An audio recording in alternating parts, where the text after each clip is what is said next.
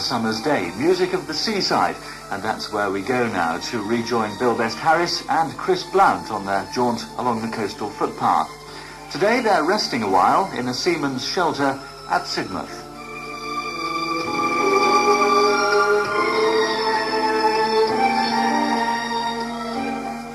Chris, I brought you to a place where you meet some of the really interesting older inhabitants of Sidmouth. They're all rascals, you only got to look at them to see that. But which of you gentlemen is the oldest, anyhow? This is the oldest, Mr. Stanley Harris. I'm Stan Harris, I am. And I will be 80 Christmas. Were you a fisherman? Yes, I work, but I retired now, of course. I fisherman for 48 years. There must have been some fish about. Yeah, well, we caught more fish against the day, but we didn't make the money of it. We only made a pound and 15 bob of 1,000 orange. Because there wasn't no fridges now, you see. You hadn't sold one day, you had to be chucked away. Yeah. And I left school at 11 years old. They took me away from school at 11 years old. And I had to go to work for 4 shillings a week. What was the biggest catch you remember? Oh, we averaged about 20,000. There was about 8 or 10 boats of them, but only about 2 years now. Just wouldn't take it on. They boom out of it, see. Couldn't make a living out of it. But now it's the other way around. They make money like dirt. They're making a fortune? Oh, good God, aye. Well, look, if you go and buy with a fish, you want to take a checkbook with you. Yeah, you're making more than out of the holiday makers, aren't you? Well, we used to. We got our money out of trippers. That, yes. We depend on that. What about you? Did you get some money out of the trippers? Well, in a way, they used to come here and retire, you see. That's what we did. I was in the business as a decorator, signwriter. Old firm from father, brother, and I, you see. So it was nice to see these people. They used to come down here for years for holidays, you see. And then they'd say, well, this is a nice little spot. We'll try to buy a bungalow or something or other. And they used to come down and settle down. And do you know that this place, honestly, I don't know if there's any Edward, but it's full of widows.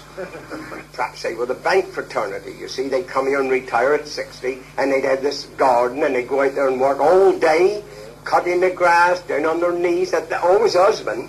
And in about, I suppose, 5 years, you'd see a board up for sale, you see, and another poor fella gone along. They used to kill themselves with gardening, you see. Yeah. Well, I know better ways to kill yourself than gardening, I'll tell you. There's none of the old people left in Sidmouth now. If you got 3 forces over the main street, there isn't 2 left. Well, there's no local people in business. I think we're the only people in 24th Street now, I'm sorry. Yeah, but the point is, we are always glad to see the visitors come here, and it's very sad when they go. Now, the place is, you've seen it now, practically empty, but you ought to have been here when the dancing and everything was on about a month ago or 6 weeks ago. The place was alive, and it was nice. Yeah, and you see? What was nice? Well, it was a matter of opinion. We like the visitor. Well, we depend on the visitors. There's nothing else here, really. All depends where you live. You see, if you live down here when the folk festival's on, you can't really sleep half the night. They're a bloody nuisance. But that's bringing a lot of business to Sidmouth, isn't it? Yeah, but they're a nuisance. And you get all the riffraff. You get all the long-haired sleeping on the beach and all that. You used to, but things is much better now. You used to, Douglas. You're prejudiced, Douglas. You live down where I do, Mac. The point is this, it takes all sorts to make a world. However, the people have changed. They still say it's a very healthy place It's to a live. lovely little spot. It's no good for rheumatism. Why is that? Oh, because of Dan.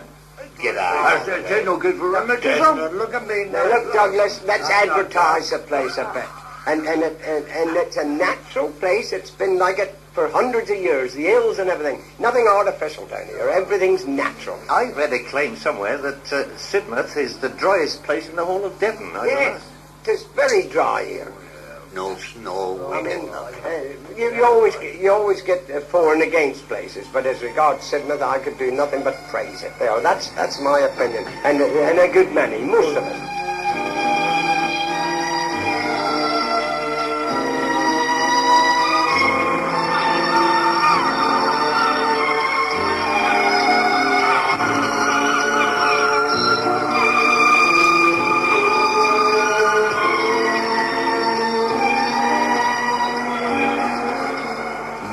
Views on Sidmouth, the views of Messrs Harris, Wood, Dean and MacLeod, and our thanks to them. Next week, Bill and Chris walk on towards Budleigh Salterton.